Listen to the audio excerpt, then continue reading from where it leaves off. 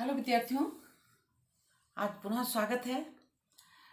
हम लोगों ने पिछले वीडियो में यशपाल जी की कहानी पर्दा के विषय में चर्चा की थी और यशपाल जी के जीवन का संक्षिप्त परिचय पढ़ा था और कुछ प्रमुख प्रमुख बिंदुओं पर मैंने प्रकाश डाला था और कुछ नोट्स भी दिए थे। आशा है आपने पढ़ा होगा।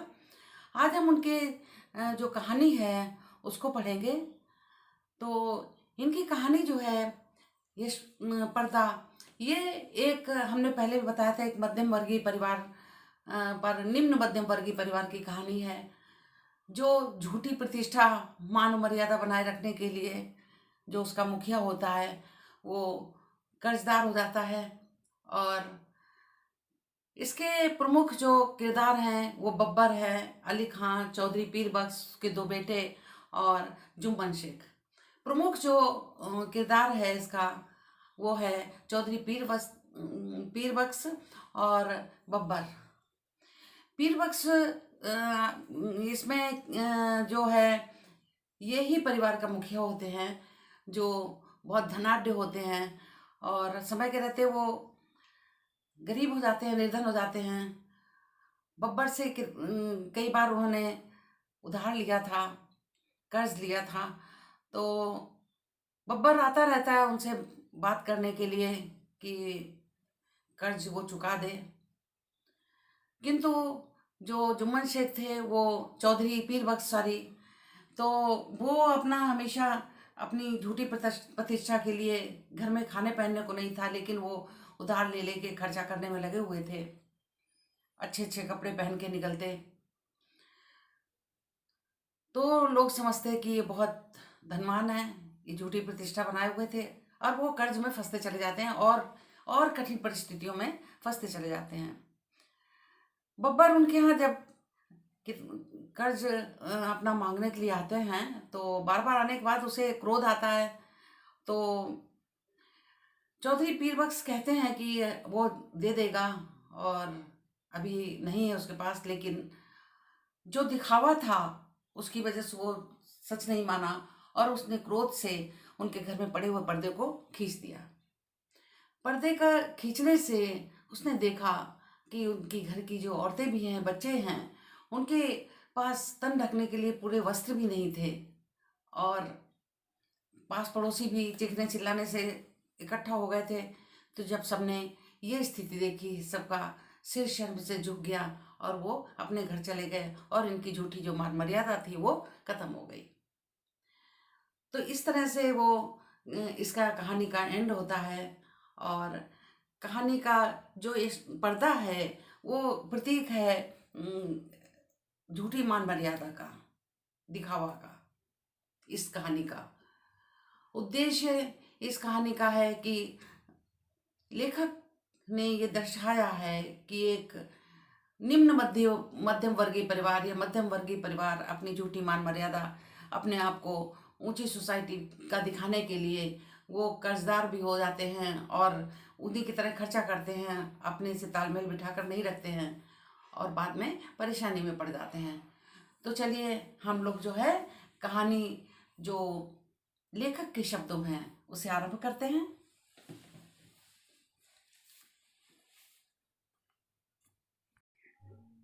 तो चलिए लेखक के शब्दों में हम वाचन करते हैं। चौधरी पीर बख्श के दादा चुंगी के महकमे में दरोगा थे। आमदनी अच्छी थी, एक छोटा पर पक्का मकान भी बनवा लिया था। लड़कों को पूरी तालीम दी। दोनों लड़के एंट्रेंस पास कर रेलवे में डाकखाने में बाबू हो गए थे। चौधरी साहब की ज़िंदगी में लड़कों के ब्याह और बाल बच्चे के लिए हुए, लेकिन ओहदे में खास तरक्की न हुई। वही 30 और 40 रुपए माहवार का कर्जा दर्जा। अपने ज़माने की याद कर चौधरी साहब कहते, वो भी क्या वक्त था। लोग मिडिल पास कर डिप्टी कलेक्ट्री करते थे। आजकल की तालीम है कि एंट्रेंस तक अंग्रेजी पढ़कर लड़के 30-40 के आगे नहीं बढ़ पाते हैं। बेटों और ऊंचे ओहदों पर देखने का अरमान लिए हुए उन्होंने आंखें मूंद ली। इंशाअल्लाह चौधरी साहब के कुनबे में बरकत हुई। चौधरी फजल कुर्बान रेलवे में काम करते थे। अल्लाह ने उन्हें 4 बेटे और 3 बेटियां दी। चौधरी इलाही बख्श डाकखाने में थे, उन्हें भी अल्लाह ने 4 बेटे और 2 लड़कियां दी। चौधरी खानदान अपने मकान की हवेली पुकारता था। नाम बड़ा होने की वजह से दरोगा साहब के ज़माने में जनाना भीतर था और बाहर बैठक हुए मोड़े पर बैठे नैचा गुड़गुड़ाया करते थे। नैचा माने हुक्का। जगह की तंगी की वजह से उनके बाद बैठक में जनाने की शामिल हो गई और घर की ड्योढ़ी पर पर्दा लटक गया।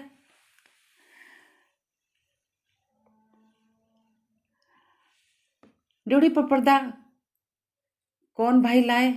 इस समस्या का हल इस तरह हुआ कि दरोगा साहब ने जमाने की पलंग की रंगीन दड़ियों का एक बड़ा ड्योढ़ी का पर्दा बना दिया।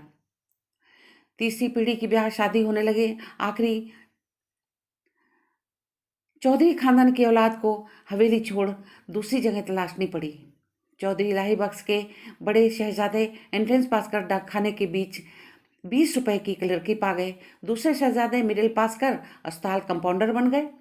ज्यों ज्यों जमाना गुजरता गया, तालीम और नौकरी दोनों मुश्किल ही होती जाती हैं। तीसरे बेटे होनहार थे, उन्होंने वजीफा पाया। जैसे तैसे मिडिल कर स्कूल में मुदर्रिस को हो देहात चले गए।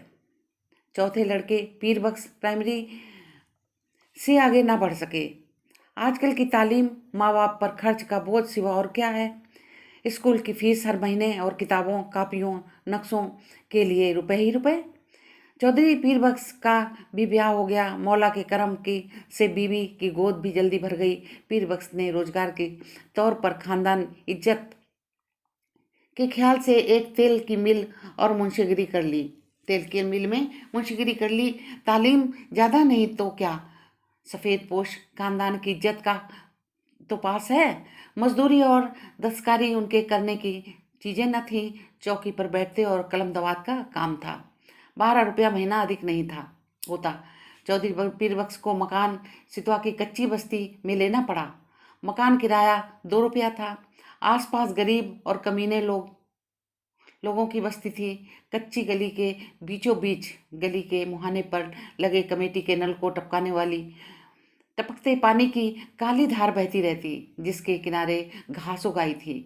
नाली पर मच्छरों और मक्खियों के बादल उमड़ते रहते थे। सामने राम जानी धोबी की भट्टी थी, जिसमें धुआं और सज्जी मिले उबलते कपड़ों की गंध उड़ती रहती थी। दाईं ओर बीकानेरी मोचियों के घर थे। बाईं ओर वर्कशॉप में काम करने वाली कुली रहते थे। इस सारी बस्ती में चौधरी साहब भी पढ़े लिखे और सफ़ेद पोश थे। सिर्फ उनके ही घर में ड्योढ़ी पर पर्दा था। सब लोग उन्हें चौधरी जी, मुंशी जी कहकर सलाम करते थे। उनके घर की औरतों को कभी किसी ने गली में नहीं देखा। लड़कियां 4-5 बरस तक किसी कामकाज में बाहर निकलती, फिर घर की आबरू का ख्याल उनके बाहर निकलना मुनासिब ना था। पीर बख्श खुद ही मुस्काते हुए सुबह शाम कमेटी के नल पर घड़े भर लाते। चौधरी की तनख्वाह 15 बरस में 12 से 18 हो गई थी। खुदा की बरकत थी तो रुपए पैसे में शक्ल नहीं, तो रुपए पैसे की शक्ल में नहीं, आल औलाद की शक्ल में होती है। 15 बरस में 5 बच्चे, पहले 3 लड़कियां और बाद में 2 लड़के। दूसरी लड़की होने को भी थी कि पीर बख्श वालदा मदद के लिए आई। वालिद साहब का इंतकाल हो चुका था। दूसरा कोई भाई वालदा की फिक्र करने वाला आया नहीं। वे छोटे लड़के के यहाँ ही रहने लगी, जहाँ बाल बच्चे और घर बार होता है। 100 किस्म की झंझटें होती हैं। कभी बच्चे को तकलीफ तो कभी जच्चे को तकलीफ, जच्चा को तकलीफ।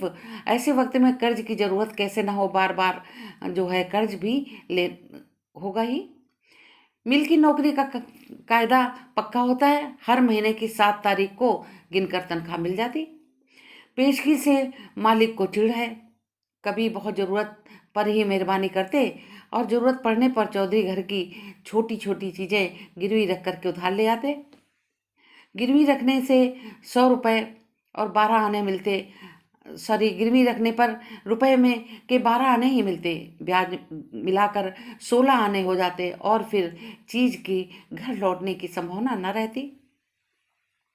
जो गया सो गया। मोहल्ले में चौधरी पीर बख्श की इज्जत थी। इज्जत का आधार था घर के दरवाजे पर पर्दा लटका। भीतर जो हो पर्दा सलामत रहता। कभी बच्चों की खींच खां से बेहद हवा के झोंकों से उसमें छेद हो जाते, तो पर्दे की आड़ में हाथ सुई धागा ले उसकी मरम्मत कर देते। दिनों का खेल, मकान की ड्योढ़ी के किवाड़ गलते गलते बिल्कुल गल गए। कई दफे कसे जाने के पेंच टूट गए, सुराख ढीले हो गए। मकान मालिक सुरजू पांडे को इसकी फिक्र न थी। चौधरी कभी जाकर कहते तो सुनते, उत्तर मिलता, कौन बड़ी रकम थमा देते हो? 2 रुपल्ली किराया, वह भी 6-6 महीने का बकाया। जानते हो लड़का क्या लकड़ी का क्या भाव है? ना हो मकान छोड़ दो। आखिर किवाड़ गए। रात में चौधरी उन्हें जैसे तैसे चौखट से टिका देते। रात भर दहशत रहती कहीं कोई चोर ना आ जाए। मोहल्ले में सफ़ेद पोशी और इज्जत होने पर भी चोर के लिए घर में कुछ न था।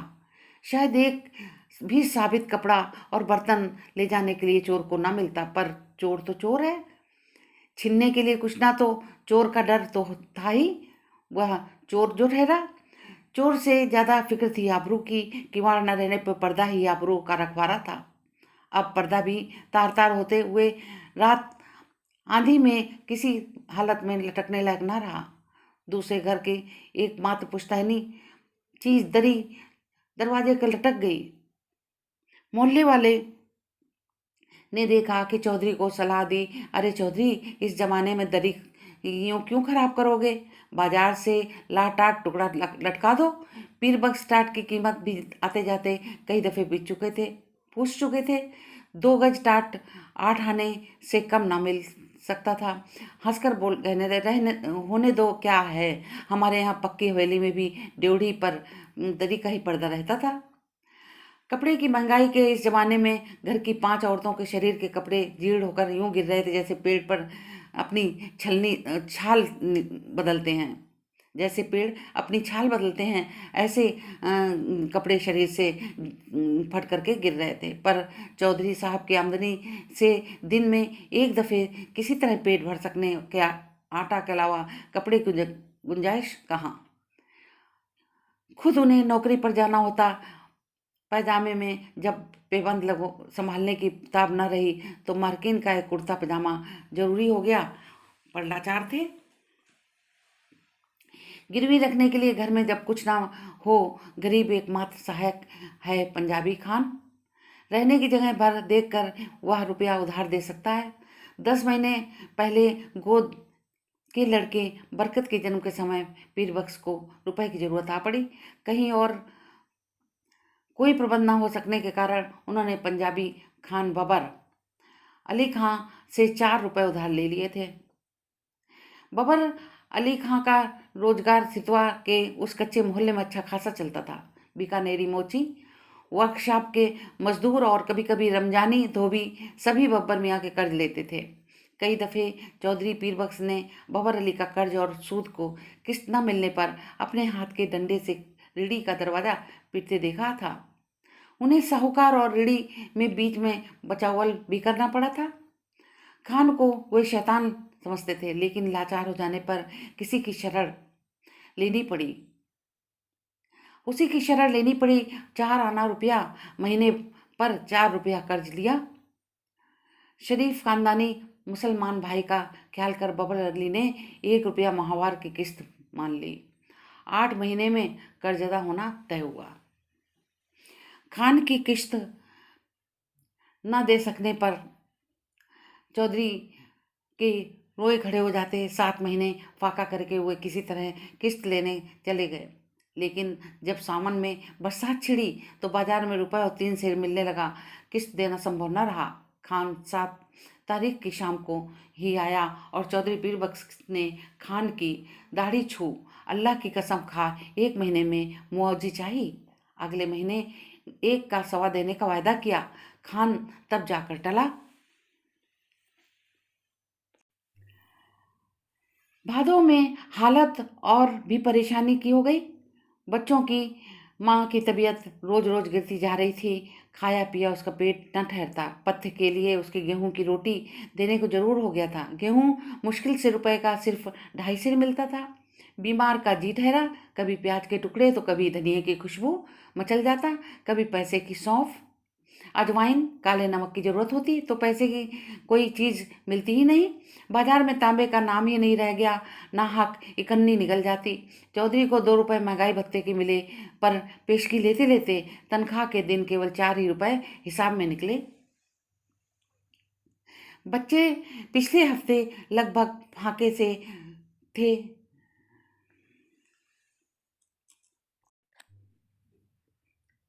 चौधरी कभी गली से 2 पैसे की चौराई खरीद लाते तो कभी बाजरा उबाल कर सब लोग कटोरा कटोरा भर पी लेते। बड़ी कठिनाइयों से मिले 4 रुपयों में से 1.25 रुपया खान के हाथ में धर देने की हिम्मत चौधरी को न हुई। मिल से घर लौटते समय वे मंडी की ओर टहल गए।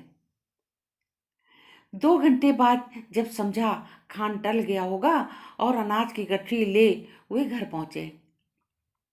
खान के भय से दिल डूब रहा था, लेकिन दूसरी ओर 4 भूखे बच्चे और उनकी माँ का दूध न उतर सकने के कारण सूख कर काटा हो रहे गोद के बच्चे और चलने फिरने में लाचार अपनी ज़ईफ माँ की भूख से बिलबिलाती सूरतें आंखों के सामने नाच जाती। धड़कते हुए दिल से कहते जाते, मौला सब देखता है, खैर करेगा। 7 तारीख की शाम को असफल हो खान 8 की सुबह तड़के चौधरी के मिल जाने से पहले ही अपना डंडा हाथ में लिए हुए दरवाजे पर मौजूद हुआ। रात भर सोच सोच कर चौधरी ने खान के लिए बयान तैयार किया था। मिल के मालिक लाला जी रोज चार रोज के लिए बाहर गए हैं। उनके दस्तखत ने बिना किसी को तनख्वाह नहीं मिल सकती। तनख्वाह मिलते ही वह 1.25 रुपया हाजिर करेगा। बहुत बहाने बनाए, माकुल वजह बताने पर भी खान बहुत देर तक गुर्राता रहा। अम वतन छोड़ के परदेश में पड़ा है, ऐसे रुपया छोड़ देने वास्ते हम यहाँ नहीं आया है। हमारा भी बाल बच्चा है। 4 रुपया नहीं देगा तो तुम्हारा डैश डैश डैश कर देगा। 5वें दिन रुपया कहाँ से आता? तनख्वाह मिले अभी हफ्ता भी नहीं हुआ। मालिक ने पेशगी देने से साफ इनकार कर दिया। 6ठे दिन किस्मत से इतवार था। मिल में छुट्टी रहने पर भी चौधरी खान से डर के मारे सुबह ही बाहर निकल गए। जान पहचान के कई आदमियों के यहाँ गए, इधर उधर की बातचीत की और कहते, अरे भाई हो तो 20 आने पैसे दे दो, 1-2 रोज के लिए दे देना, ऐसी ज़रूरत आ पड़ी है। उत्तर मिला, मियाँ पैसे कहाँ, इस जमाने में पैसे का मोल कौड़ी नहीं रह गया। हाथ में आने से पहले ही उधार में उठ गया तमाम। दोपहर हो गई, खान आया भी होगा तो इस वक्त तक बैठा नहीं रहेगा, चौधरी ने सोचा और घर की तरफ चल दिए। घर पहुंचने पर सुना खान आया था और घंटे भर तक ड्योढ़ी पर लटके दरी के पर्दे को डंडे से ठेल ठेल कर गाली देता रहा है। पर्दे की आड़ में बड़ी बीबी के बार बार खुदा की कसम खा यकीन दिलाने पर चौधरी बाहर गए हैं, रुपया लेने गए हैं। खान गाली देकर कहता, नहीं बच्चा, चोर भीतर छिपा है। हम 4 घंटे से फिर आता है, रुपया लेके जाएगा, रुपया नहीं देगा तो उसका खाल उतार कर बाजार में बेच देगा। हमारा रुपया कहाँ, क्या आराम का है? आराम का माने हराम का है, कह रहे हैं। 4 घंटे से पहले ही खान की पुकार सुनाई दी। चौधरी पीर बख्श के शरीर में बिजली सी दौड़ गई और बिल्कुल निस्तब्ध हो गए। हाथ पैर सुन्न और गला खुश्क हो गया। गाली दे पर्दे को ठील कर खान दोबारा पुकारने का चौधरी का शरीर निर्जीव प्राय होने पर भी निश्चेष्ट ही न रह सका। वे उठकर बाहर गए। खान अगर बबूला हो रहा था, पैसा नहीं देने के वास्ते चिपता है, ऐसा खान बोला। एक से एक बढ़ती हुई 3 गालियां खान ने पीर बख्श को दी। पुरखों पीरों के नाम निकाली। इस भयंकर आघात से पीर बख्श खानदानी रक्त भड़क उठने के बजाय और भी निर्जीव हो गया। खान के घुटने छू अपनी मुसीबत बता, वे मुआफ़ी के लिए खुशामद करने लगे। खान की तेजी बढ़ गई। उसने ऊंचे स्वर से पड़ोस के मोची और मजदूर भी दरवाजे पर इकट्ठा हो गए।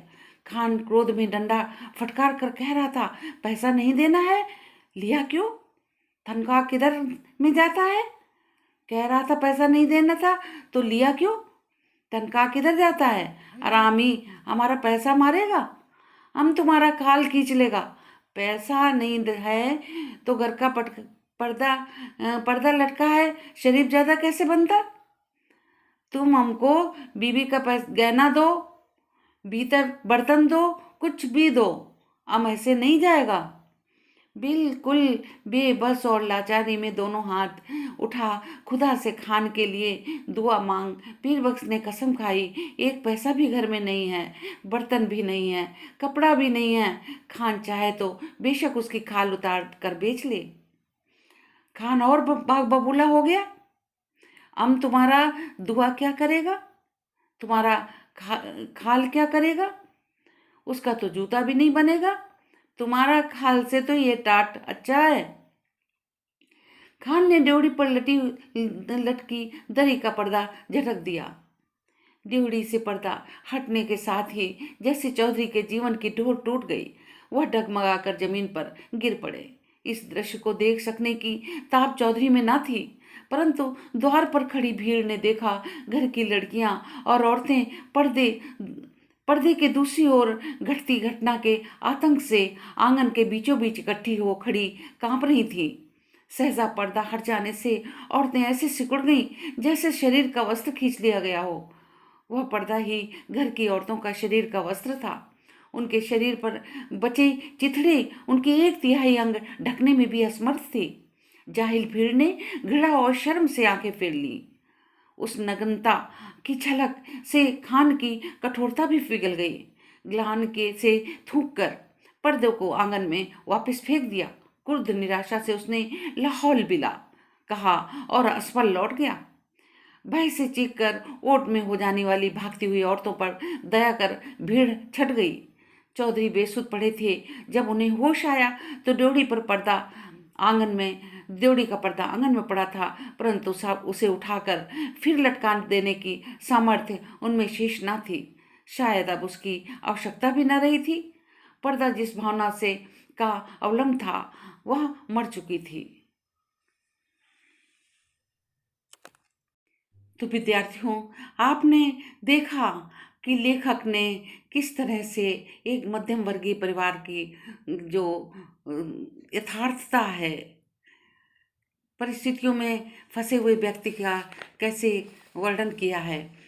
इसका उद्देश्य है लेखक का कि कहानी पर्दा के लेखक का उद्देश्य है परिस्थितियों में जकड़े तथा मान सम्मान व झूठी शान शौकत तथा दिखावा के कारण एक निम्न मध्यम वर्गीय परिवार अपनी निर्धनता को छिपाने के लिए कैसे कैसे प्रयत्न करता है, जिसके कारण वह कठिन परिस्थितियों में फंसता जाता है और वो उससे उभर नहीं पाता है। तो यहाँ पर इस कहानी में पर्दा जो है किसका प्रतीक है? इसमें पर्दा है व्यक्ति का मान सम्मान और घर की इज्जत इस कहानी का जो है वो प्रतीक है। तो विद्यार्थियों, आशा है आप लोगों को समझ में आया होगा और हम लोग इसके बाद में समीक्षा पढ़ेंगे। आप इसको बहुत ढंग से सुनिए क्योंकि व्याख्या आती है और उसके लिए व्याख्या करने के लिए आपको लेखक के शब्दों में वाचन करना सुनना अति आवश्यक है। धन्यवाद। आगे वीडियो में मिलते हैं।